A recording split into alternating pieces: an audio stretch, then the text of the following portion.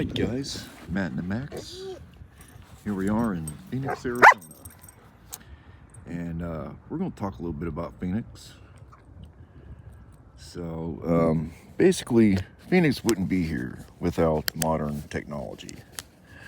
There was a gentleman back in 1902, went by the name of Willis, Willis Carrier. And Mr. Carrier, he accidentally invented air conditioning. And it didn't really get big until after World War II. And so that's basically how Phoenix happened. So because of it, it's one giant city now. And but back in 1902, this guy Willis, he figured it out. And he figured out how to control humidity and temperature. At first, it was just for factories and movie theaters. But once he realized they could use it in houses, that's when it took off. And that's what created Phoenix in the 1950s. This place used to only have 100,000 people or less. But after that, it just blew up. Thousands of houses got built in the 50s and 60s.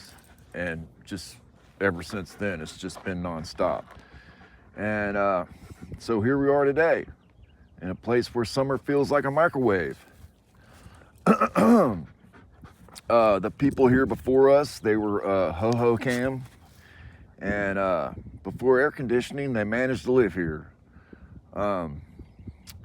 And for a while too, for like over 1,000 years. And somehow they figured out how to make it. They built canals. And they brought water in from the rivers. There's two main ones. There's the Salt and Gila rivers. And they farmed their own crops. Then one day, poof, they were gone. Nobody knows why.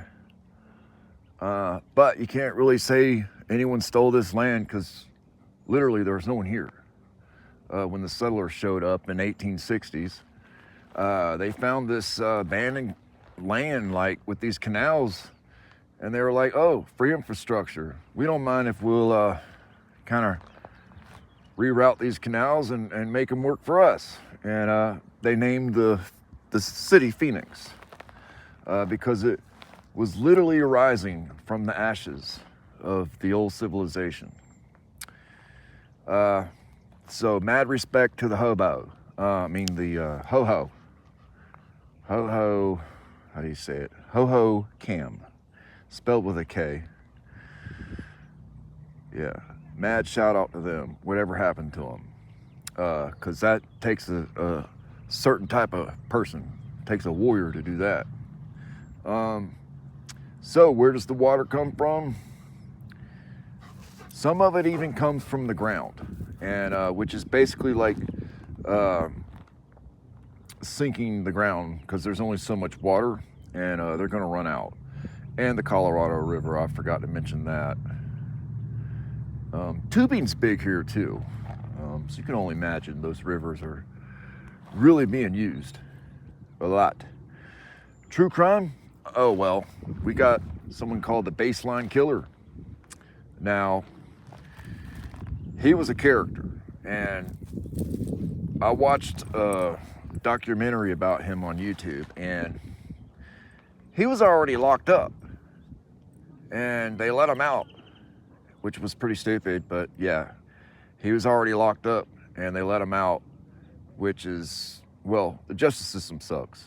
But back in 2005 and 2006, a guy named Mark Gutto terrorized the city, committing murders, sexual assaults, robberies, all while dressing like a homeless man to blend in.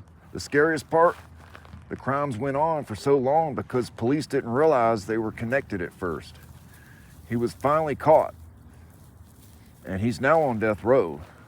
But for a while, people were afraid to even go outside at night. And right now, as I walk my dog through this park, that's just a little fun thought to keep in mind. Oh, and the honey here, it's a hidden treasure. All right, let's switch gears. believe it or not, the bees feed on a mix of mesquite, palo verde, and orange blossoms. The result, a smooth, rich, full-flavored honey. Some people say eating honey here fixes the allergies problems if you have them, and so good for them. So to sum this very educational dog walk up is Phoenix shouldn't exist, and air conditioning made it possible. Water is running out, and the baseline killer was terrifying. And Arizona honey is some of the best honey in the whole wide world. And with that, my dog, he's gonna figure it out. Y'all have a good one.